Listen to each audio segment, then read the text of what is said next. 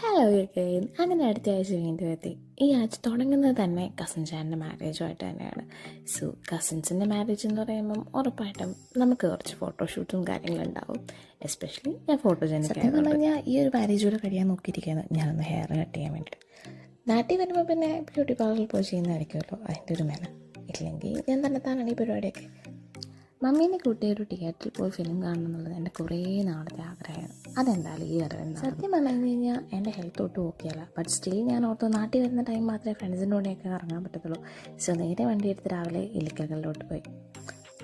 On the way back എൻ്റെ വേറൊരു ഫ്രണ്ടിനെയും കണ്ടിട്ടായിരുന്നു ഞാൻ തിരിച്ചു പോകുന്നത്. എൻ്റെ ലാസ്റ്റ് വീഡിയോയിൽ ഞാൻ പറഞ്ഞ വണ്ടി പ്ലാൻ ഈ ഇരിക്കുന്നത് തന്നെയാണ്. ഞങ്ങളെല്ലാവരുടെ ഫാമിലിയായിട്ട് ഒന്ന് ആലപ്പുഴ വരെ പോകാമെന്ന് വിചാരിച്ചു. പീക്കുവായിരുന്നു ഫ്രണ്ടിൽ, വേറൊന്നുമല്ല, അവന് വണ്ടി കണ്ടു കഴിഞ്ഞൊക്കെയാണ്. പിന്നെ അവനെ വീട്ടിലൊറ്റയ്ക്കാക്കിയിട്ട് പോരാൻ ഞങ്ങൾക്ക് ആർക്കും താല്പര്യം ഉണ്ടായിരുന്നില്ല. ഇനി എനിക്ക് റിട്ടേൺ പോകാൻ കുറച്ച് ദിവസം കൂടെ ബാക്കിയുള്ളൂ. സോ അതിൻ്റെ കുറേ തിരക്കുകളും പരിപാടികളും തുടങ്ങി. And again it's A Sunday. So നേരെ പള്ളിയിലോട്ടായിരുന്നു.